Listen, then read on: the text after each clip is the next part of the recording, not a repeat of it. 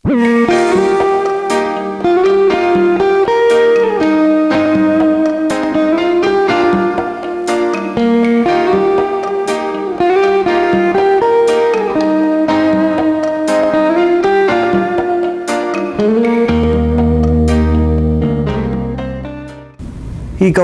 নিয়ে আমরা মাঝে মাঝে কথা শুনি, তবে খুব জোরালো কথা শুনি এটা দাবি করা যাবে না। আমাদের অনেক পিছিয়ে পড়ার মধ্যে একটা বড় পিছিয়ে পড়া হলো তথ্য প্রযুক্তিতে আমাদের পিছিয়ে পড়া। আমাদের পার্শ্ববর্তী দেশ ভারত এই ব্যাপারে অনেক এগিয়ে গেছে, সেই উদাহরণ আমরা প্রায় সময় উচ্চারণ করি, কিন্তু তা দ্বারা অনুপ্রাণিত হতে পারিনি। তবে সময় এসেছে আমরা এই বিষয় সম্পর্কে গভীরভাবে চিন্তাভাবনা করার এবং তথ্য প্রযুক্তি ব্যবহার করে আমাদের দেশের পরিস্থিতিকে কতটা পরিবর্তন করতে পারি সে ব্যাপারে আমাদের মনোযোগী হওয়া দরকার। জনাব ইমরান সম্প্রতি প্রবাসীদের সম্মেলনে তথ্য প্রযুক্তি বিষয়ে একটি প্রবন্ধ উপস্থাপনা করেছিলেন, সেই সূত্রে আমরা তাকে আমন্ত্রণ জানিয়েছি। জনাব ইমরান, কি বলতে চেয়েছিলেন আপনার প্রবন্ধে আপনি? ধন্যবাদ। আমার পিএইচডির গবেষণার বিষয়বস্তুটা বেছে নিয়েছি অনেকটা আমার কর্মজীবনের অভিজ্ঞতা এবং এ বিষয়ে আমার আগ্রহের কারণে। এবারের এনআরবি কনফারেন্সে যে পেপারটা আমি প্রেজেন্ট করেছি এটা অনেকটা এবারের থিমের সাথে অনেকটা অঙ্গাঙ্গিভাবে জড়িত ছিল, যে আমরা প্রবাসীরা দেশের উন্নয়নে আমাদের নলেজ ট্রান্সফারের মাধ্যমে কিভাবে ভূমিকা রাখতে পারি। বেসড অন আমার ফাইন্ডিংস এবং অন্যান্য থিওরিটিক্যাল গাইডলাইন অনুযায়ী একটা দিক নির্দেশনা পেয়েছি, যে এই দিক নির্দেশনা ফলো করে আমাদের এই স্ট্র্যাটেজি ফলো করে আমরা হয়তো আমাদের যে সমস্যাগুলো কে আমরা অ্যাড্রেস করতে পারি। এমফেসিস দিয়ে বলতে চাই যে বাংলাদেশের ক্ষেত্রে বা এ ধরনের একটা স্বল্পোন্নত দেশের ক্ষেত্রে আমাদের পারিপার্শ্বিক অবস্থা বিবেচনায় আনা অত্যন্ত জরুরি। আমরা বাইরে থেকে একটা মডেল বড় করে এখানে ইমপ্লিমেন্ট করতে গেলে এখানে ডেঞ্জারের সম্ভাবনা রয়েছে। তো আমার এবারের পেপারে আমি এটাকেই হাইলাইট করতে চেয়েছি যে আমাদের আগে রোডটা প্রিপেয়ার করা দরকার, তারপর আমরা কি ধরনের বাহন ইউজ করব সেটা পরে আসছে। ধন্যবাদ। মিস্টার ইমরান, আমাদের টেলিভিশনের সাধারণ দর্শকদের জন্য একটু গভর্নেন্স ব্যাপারটা খুব সংক্ষেপে একটু বুঝিয়ে বলুন। এখন একবিংশ শতাব্দীর আপনি যদি একটা মডার্ন গভর্নমেন্টের কথা বলেন, এখানে মডার্ন গভর্নমেন্ট মানেই ফিউচার গভর্নমেন্ট মানেই গভর্নমেন্ট। এখানে শব্দটির ব্যবহার না করলেও চলবে, বাহুল্য হয়ে যায়।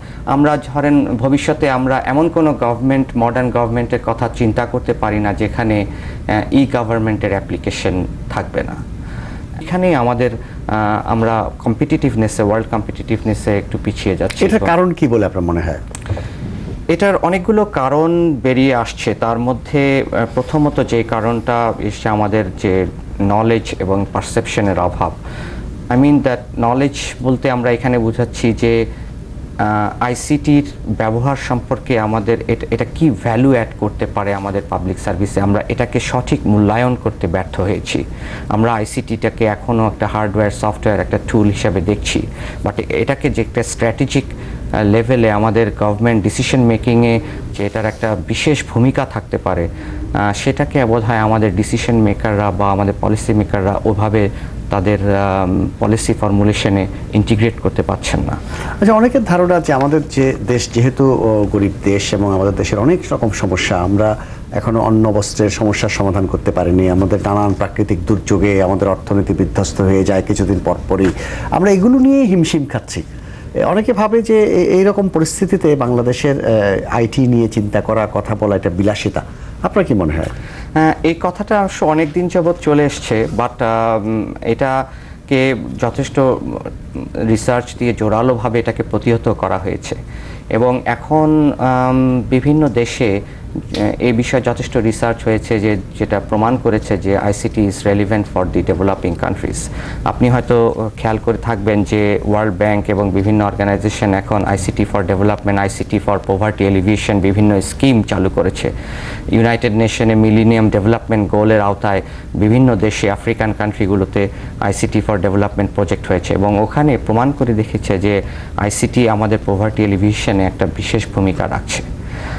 আরেকটা জিনিস যদি দেখেন, আমাদের গভর্নমেন্ট সার্ভিসেই আমরা একটা জিনিসকে বুঝতে ব্যর্থ হয়েছি, সেটা হচ্ছে যে আইসিটি একটা ইকোনমিক টুল হতে পারে। আমি এখানে একটা উদাহরণ দিতে চাই। কয়েক বছর আগে অস্ট্রেলিয়ায় 13 বিলিয়ন বাজেট সারপ্লাস হয়েছিল। তো ওদের দেশে স্বভাবতই যে কোনো কিছুতেই ওরা রিসার্চ করে বের করে এটার কারণটা কি। তখন এই বিষয়ে ওরা যে কারণটা খুঁজে পেয়েছিল সেটাকে ওরা দেখিয়েছিল যে ইট ইজ নট বিকজ যে তাদের কোনো sudden influx of mineral resource পেয়েছে বা অন্য কিছু পেয়েছে, এটা সম্ভব হয়েছিল তাদের knowledge based economy driven by ICT. So আমি বিশ্বাস করি যে আমাদের মতো স্বল্পোন্নত এই বাংলাদেশের মতো দেশে এই যে আমাদের গভর্নমেন্ট সেক্টরে যে জটিলতা, ব্যুরোক্রেসি এবং ট্রান্সপারেন্সির অভাব, এখানে যদি আমরা এই সঠিক প্রসেসটা, অ্যাকাউন্টেবিলিটি আইসিটি বেসড প্রসেসটা আমরা ইমপ্লিমেন্ট করতে পারি, তাহলে এখানে অনেকগুলো সেক্টর থেকে, ট্যাক্স থেকে, তারপর কাস্টমস থেকে অনেকগুলো এরকম বিগ চাঙ্ক অফ মানি বেরিয়ে আসবে, যেটা ধরেন আমাদের অর্থনীতিতে একটা বিশেষ প্রভাব বিস্তার করবে। তো সেক্ষেত্রে আমি মনে করি যে আইসিটি বরং আমাদের মতো স্বল্পোন্নত দেশের জন্য আরও একটা জরুরি উপাদান। আমাদের একটা বিজ্ঞান ও প্রযুক্তি মন্ত্রণালয় আছে, তার একজন মন্ত্রী ছিলেন, এবং অনেক রকমের প্রোগ্রাম আইসিটিকে কেন্দ্র করে হয়েছে। এবং আমার মনে পড়ছে আইসিটিকে থ্রাস্ট সেক্টর ঘোষণা করে একটা টাস্ক ফোর্স গঠন করা হয়েছিল। যদিও এটাও আমার স্মরণ আছে, সেই টাস্ক ফোর্স 5 বছরে মাত্র একটি সভা করেছিল। তো এই যে একটা থ্রাস্ট সেক্টর ঘোষণা করা, আবার একই সঙ্গে আইসিটি সেক্টরে পিছিয়ে থাকা, এটা ব্যাপারটা কি, রহস্যটা কোথায়? বিভিন্ন ফোকাস গ্রুপ এবং ইন্টারভিউ পার্টিসিপেন্টরা যেটা বলেছেন যে এটা আসলেই একটা লিপ সার্ভিসের মধ্যেই রয়ে গেছে। এটাকে আমরা সঠিক পরিকল্পনায় এনে পলিটিক্যাল উইল পাওয়ারের মাধ্যমে আমরা এটা কমিটমেন্ট ছিল না, কমিটমেন্টে এটা লোক দেখানোর ব্যাপার অনেকটা। এক্স্যাক্টলি, এটা অনেকটা ধরেন সবাই করছে, সবাই এই ধরনের ভিশন দিচ্ছে, আমরাও দিচ্ছি, বাট এটার মধ্যে একটা সিরিয়াসনেসের অভাব ছিল এবং এটা একটা রেটরিক পর্যায়ে রয়ে গিয়েছে। এই সমস্যা থেকে উত্তরণের পথ কি? আপনি একজন গবেষক হিসেবে কি কিছু পরামর্শ দিতে পারেন? আমি আগেই বলেছি যে কতগুলো কারণ বেরিয়ে আসছে। একটি প্রথমত হচ্ছে আমাদের যে ডিসিশন মেকিং লেভেলে আমাদের একটা নলেজ এবং পারসেপশনের অভাব অ্যাবাউট আইসিটি, এবং দ্বিতীয় যে কারণটা ছিল আমাদের attitude and mindset in decision making লেভেলে। তো এই অ্যাটিটিউড অ্যান্ড মাইন্ডসেটটা এটা একটি সুদূর প্রসারী একটি প্রক্রিয়া। এটাকে আপনি র্যাডিক্যালি হঠাৎ করে চেঞ্জ করা সম্ভব। আপনি যদি পাবলিক সেক্টরের ইতিহাস ঘেঁটে দেখেন যে পাবলিক সেক্টর একটু different type of organization than any other private organization. Public কতগুলো বৈশিষ্ট্য নিয়ে চলে, টিপিক্যাল ক্যারেক্টারিস্টিক্স রয়েছে। যেমন ধরেন পাবলিক সেক্টরে কোনো কম্পিটিশন নেই, তো সেক্ষেত্রে গভর্নমেন্টের নিজস্ব কোনো ড্রাইভ এখানে নেই।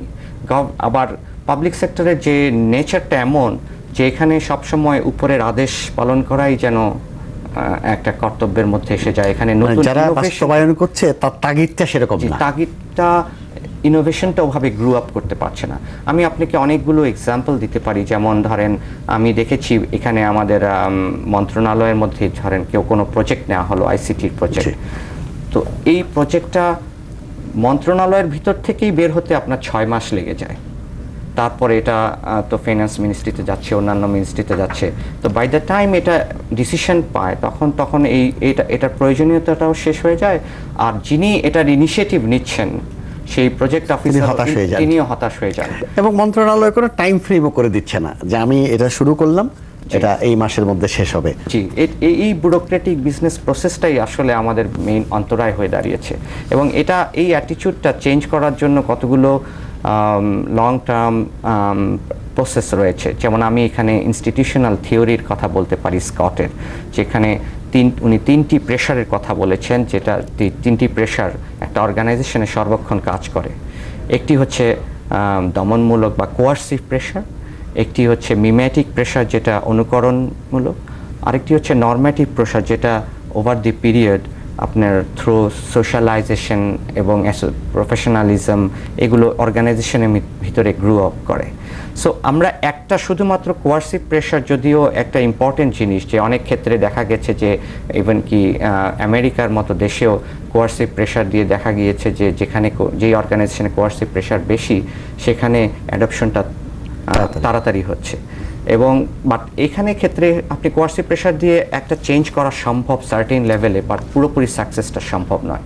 তো এই ক্ষেত্রে আমাদের অন্যান্য প্রেশারগুলোকে আমাদেরকে অ্যাড্রেস করতে হবে। সুতরাং অন্যান্য প্রেশার যেমন ধরেন আপনি মিমেটিক প্রেশার, আমাদেরকে পাবলিক সেক্টরে চ্যাম্পিয়নশিপ গ্রো হচ্ছে না। যেমন অন্যান্য স্বল্পোন্নত দেশে আমি দেখেছি যে লট অফ এক্সাম্পলস রয়েছে যেখানে পাবলিক সেক্টরের মধ্যে চ্যাম্পিয়নশিপ গ্রো করেছে এবং ওই চ্যাম্পিয়ন কিছু একটা করেছেন যা দেখে মিমেটিক প্রেশারে পড়ে অনেকে ওটাকে কপি করেছেন। তো এই ধরনের একটা মডেল তৈরি করেছেন। তো এই মডেলগুলোকে একজনকে দেখে ফলো করেছেন, কিন্তু আমাদের দেশে সেই মডেলটা গ্রো আপ হতে পারে না আমি যেটা দেখেছি, বিকজ আমাদের এখানে lack of incentive and reward রয়েছে।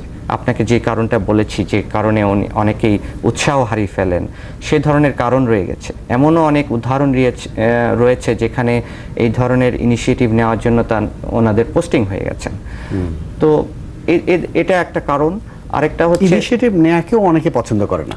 এক্স্যাক্টলি, এটাও আমাদের দেশের প্রশাসনের একটা প্রবলেম। যে প্রশাসনের এটা আমাদের কালচার হয়ে গেছে। এটা আমি বলেছি যে এই কালচারটা এখন থেকে শুরু হয়নি। আপনি যদি ইতিহাস খুলে দেখেন যে আমরা সেই কলোনিয়াল সিস্টেমের, ব্রিটিশ কলোনিয়াল সিস্টেমের পাবলিক সেক্টরের ওই অ্যাক্ট এবং রুলসগুলোকে আমরা এখনো ধরে রেখেছি। আমাদের এখানে এখনো ফিলোসফিক্যাল একটা শিফট দরকার, যে এবং সায়েন্টিফিক একটা রিসার্চ দরকার, একটা ওভারহলিং দরকার। সেই জিনিসটা এখনো সেভাবে ঘটেনি এই স্বাধীনতার এত বছর পরেও। তো এগুলোর একটা কারণ রয়েছে। এগুলোকে এখন যে জন্য আমাদের সেই মাইন্ডসেট এবং অ্যাটিটিউডটা এত over the long period institutionalise হয়ে গেছে। সো এটাকে যদি আমরা অ্যাড্রেস করতে চাই, আমরা র্যাডিক্যালি চেঞ্জ করতে পারবো না আনফর্চুনেটলি।